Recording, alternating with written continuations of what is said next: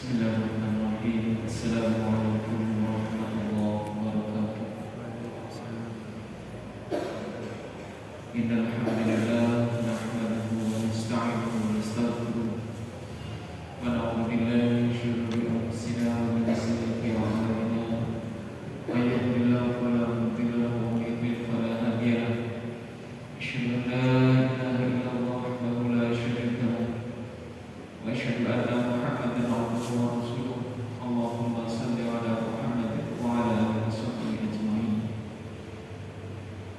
Qala Allah ta'ala fi kitabil karim, a'udzu billahi minasyaitonir rajim.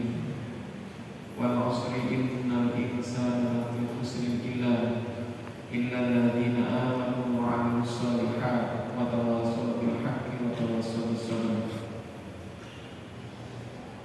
Hadirin rahmatullah, marilah kita selalu bersyukur pada Allah Subhanahu wa taala karena hingga saat ini, hari-hari terakhir kita di bulan Ramadan, kita masih diberikan kekuatan, iman, kesehatan, kesempatan sehingga kita bisa melaksanakan amalia-amalia Ramadan dan semoga diterima oleh Allah Subhanahu wa taala. Amin ya rabbal alamin. Salawat dan salam semoga tercurahkan kepada Nabi Muhammad sallallahu alaihi wasallam. Hadirin rahmatullah, pada kesempatan yang berbahagia ini mari kita bersama-sama mengkaji beberapa amalan yang sudah biasa kita lakukan, kecil, ringan, akan tapi berpahala besar. Rasulullah pernah bersabda dan menyampaikan kepada kita sekalian, ada bacaan zikir yang mudah, ringan diucapkan oleh lisan, akan tapi berat timbangan amal solehnya di hadapan Allah Subhanahu wa taala. Contoh diantaranya adalah zikir subhanallah wa bihamdi subhanallahil azim. Senyapa kita masih menunggu waktu iqamah. Demikian juga ketika kita berada di tengah-tengah perjalanan, maka kita harapkan jam, menit, dan detik kita diisi dengan zikir kepada Allah Subhanahu wa taala. Apalagi Rasulullah menjanjikan kepada kita amal-amal di bulan Ramadan akan dilipat gandakan, sehingga amalan ringan ini akan semakin berat pahalanya di hadapan Allah Subhanahu wa taala. Hadirin makmum, di masa ini, di masa terakhir ini, orang-orang terutama kaum muslimin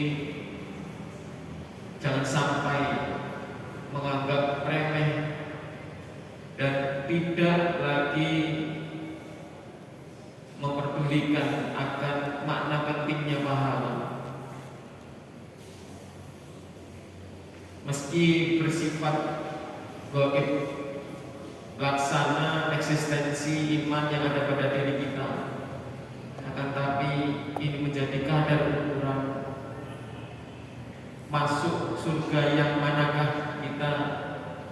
Semua itu adalah merupakan salah satu bagian dari indikasi ibadah-ibadah kita sejauh mana dan sebagus mana ketika kita di dunia. Mari yang pertama, amal yang ringan tapi besar pahalanya adalah mendengarkan azan.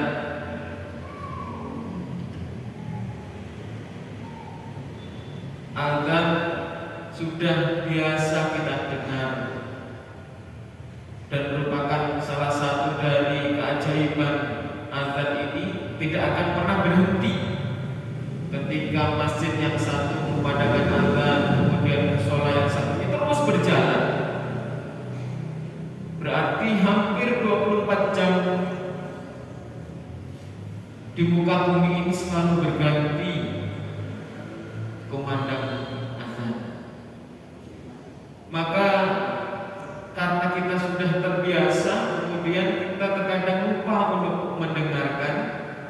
azan itu dan menjawab azan. Azan merupakan seruan dan bertanda dari waktu sholat mulai masuk, dan Rasulullah mengajarkan kita untuk mendengarkannya.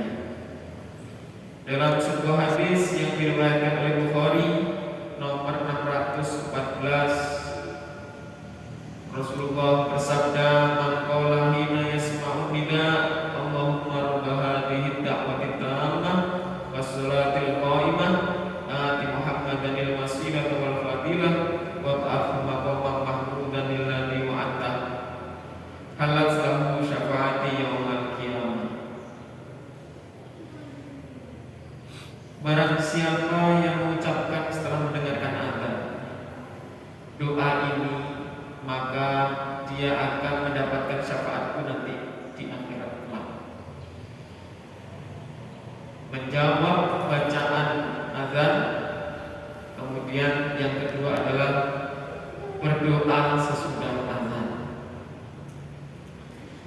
Ini menjadi sebuah rangkaian yang mudah kita lakukan, akan tapi berat pahalanya. Yang ketiga, bermakmumah adalah mengamini imam saat sholat berjamaah.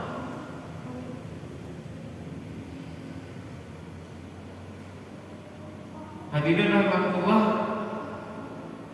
mengamini imam saat sholat berjamaah ini telah disampaikan oleh Rasulullah dalam sebuah riwayatnya. Idza qala al-imam ghairil maghdubi 'alaihim waladdallin faqulu amin fa innahu man wafaqa qawluhu qaulal malaikah ghufira lahu ma taqaddama min dhanbi.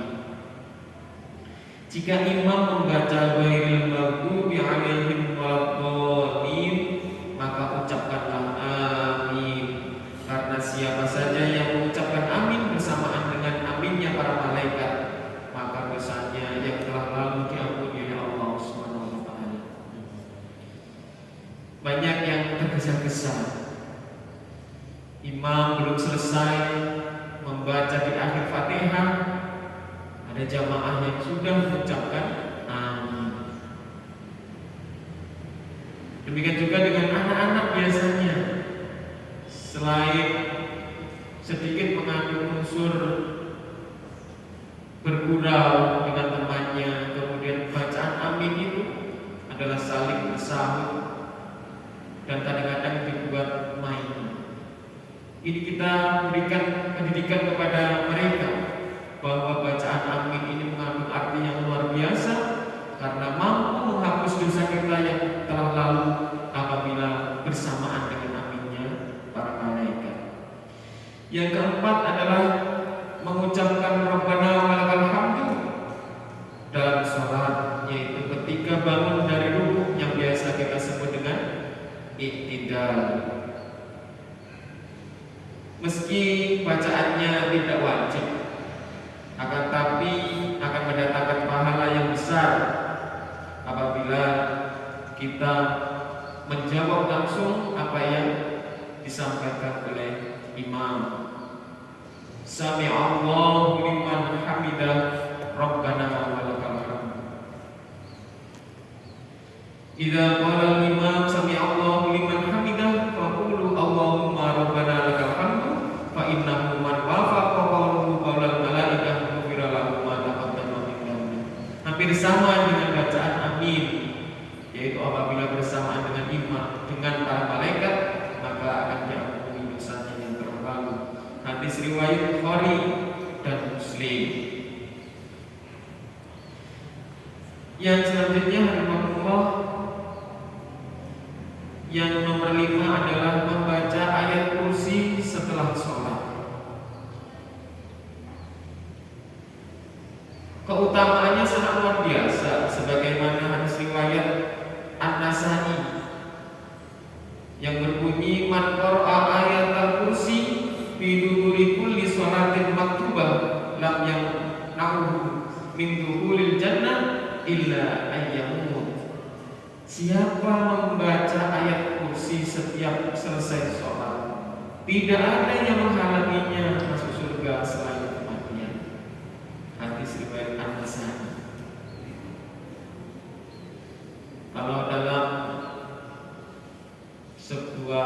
istilah. Kadang-kadang seseorang itu tergesa-gesa, matko lancung, komat teko, salam lancung, artinya komat baru datang, kemudian selesai salam, kemudian dia bersegera untuk keluar dari jamaah, tidak mengakhiri sholat itu dengan zikir-zikir yang disunahkan oleh Rasulullah. Astagfirullahaladzim, astagfirullah, astagfirullah, astagfirullah. Kita sudah melakukan kebajikan, akan tapi mengakhiri sholat itu dengan istighfar, menunjukkan bahwa ketakutan kita jangan sampai ada bacaan, ada gerakan-gerakan sholat kita yang tidak sesuai dengan sunnah Rasulullah Muhammad SAW.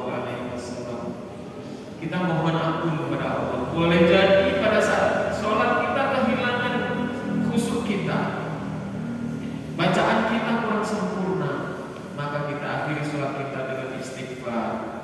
Selanjutnya adalah melanjutkannya dengan membaca ayat kursi. Tidak terlalu lama, tetapi ini mengandung makna yang luar biasa. Yang keenam adalah membaca basmalah di saat memulai aktivitas. Kita menggunakan sendal, kita memakai baju, meskipun diiringi dengan doa-doa yang masyhur, seperti kita bercermin, kemudian kita awali dengan basmalah, kemudian membaca doa. Hadirin rahimakumullah, membaca basmalah itu merupakan bukti bahwa kita akan mendapatkan perlindungan dari Allah Subhanahu wa taala. Dalam sebuah hadis Rasulullah bersabda, "Kullu amrin ibadin la yudau fihi bi bismillahirrahmanirrahim fa huwa abtar." Setiap perkara penting yang tidak dimulai dengan bacaan bismillahirrahmanirrahim, amalannya akan terputus. Maksud di sini adalah terputus dari rahmat Allah Subhanahu wa taala. Yang ketujuh adalah mendoakan orang lain dalam kebaikan. Doa itu adalah senjatanya orang mukmin. Apalagi di saat orang lain tidak tahu kita mendoakan mereka, maka insya Allah doa-doa itu akan kembali kepada orang yang mendoakannya. Sesungguhnya doa seorang muslim kepada saudaranya di saat saudaranya tidak mengetahuinya adalah doa yang mustajab, yang terkabulkan. Di sisi orang yang akan mendoakan saudaranya itu ada malaikat yang bertugas mengaminkan doanya. Tatkala dia mendoakan saudaranya dengan kebaikan, malaikat tersebut akan berkata, "Amin, engkau akan mendapatkan semisal dengan saudaramu tadi." Merupakan salah satu dari rukun khutbah kita mendoakan kaum muslimin dan kaum mukminin. Juga di saat mereka tidak tahu, kita doakan agar dosa-dosa mereka diampuni oleh Allah, maka insya Allah akan kembali kepada kita, dosa-dosa kita akan berguguran. Yang ke-8 adalah cukup berat, yang bagi yang tidak terbiasa. Sebenarnya ini adalah amalan yang ringan, bahkan cenderung menyegarkan mereka untuk persiapan kita di saat kita tidur dalam keadaan suci. Berarti kita berwudu, kemudian kita akan beristirahat. Selain mandi dan menggosok gigi, jangan lupa berwudu sebelum tidur, sebab tidur dalam keadaan suci akan mendatangkan pahala. Jika Allah berkehendak, kita istirahat, kita tidur, dan saat itu kita dipanggil oleh Allah Subhanahu wa taala, kita diwafatkan oleh Allah, maka kita dalam keadaan suci. Dalam sebuah hadis dari Ibnu Hibban,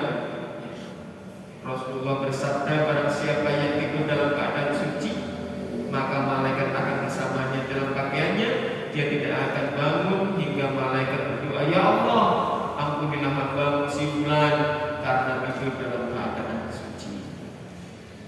Yang kesembilan adalah saat menerima kabar gembira kita melakukan sujud syukur.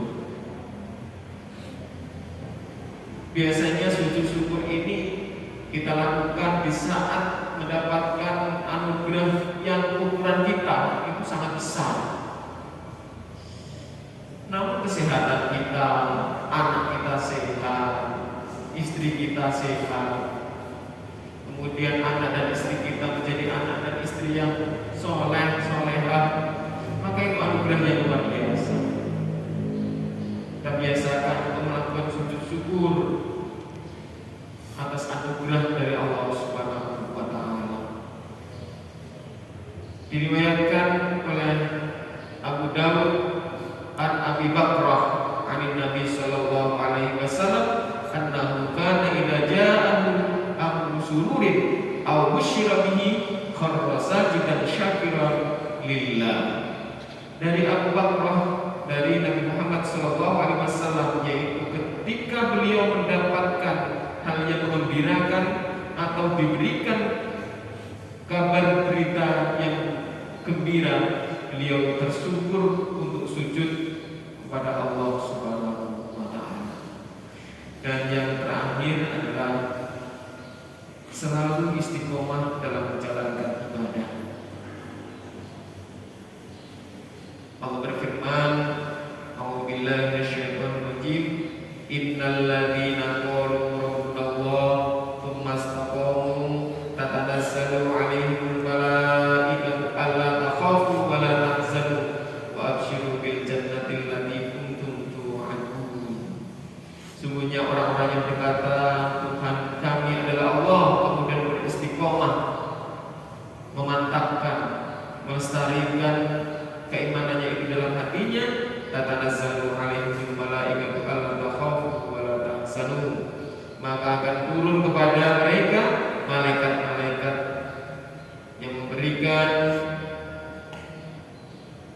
suasana alla takhafu wa la tahzanu, janganlah engkau takut dan bersedih hati, wa absyiru bil jannati allati kuntum tu'adun, dan akan diberikan kabar gembira berupa surga, yaitu janji yang telah dijanjikan Allah Subhanahu wa Ta'ala. Mengistiqomahkan sesuatu yang ringan, kadang-kadang kalau kita tidak menjadi sebuah kebiasaan dan kita istiqomahkan, maka akan menjadi sesuatu yang terlupakan. Disampaikan bahwa khairul a'mali adwamuha wa in qalla, sebaik-baik amal itu adalah dilanjutkan, diteruskan, dilakukan terus-menerus walaupun sedikit. Hadirin rahmatullah, inilah 10 amal ringan dan ternyata berpahala besar. Sekali lagi akan semakin berlipat ganda nilainya apabila 10 hal ini kita lakukan selama bulan Ramadan. Semoga Allah senantiasa memberikan kekuatan iman kepada kita sekalian, sehingga kita semakin termotivasi, semakin bersemangat untuk mengisi hari-hari kita di bulan Ramadan. Karena Allah menjanjikan kepada kita surga, Allah menjanjikan kepada kita melipat gandaan pahala, dan semoga kita keluar dari bulan Ramadan diampuni dosa-dosa kita, dan kita termasuk bukan orang-orang yang celaka, yaitu mereka yang mendapatkan Ramadan akan tapi dosanya tidak terampuni. Nauzubillah min dzalik. Mari kita tutup dengan doa kafaratul majlis. Subhanallahumma wa bihamdika asyhadu an la ilaha illa anta astaghfiruka wa atubu ilaik.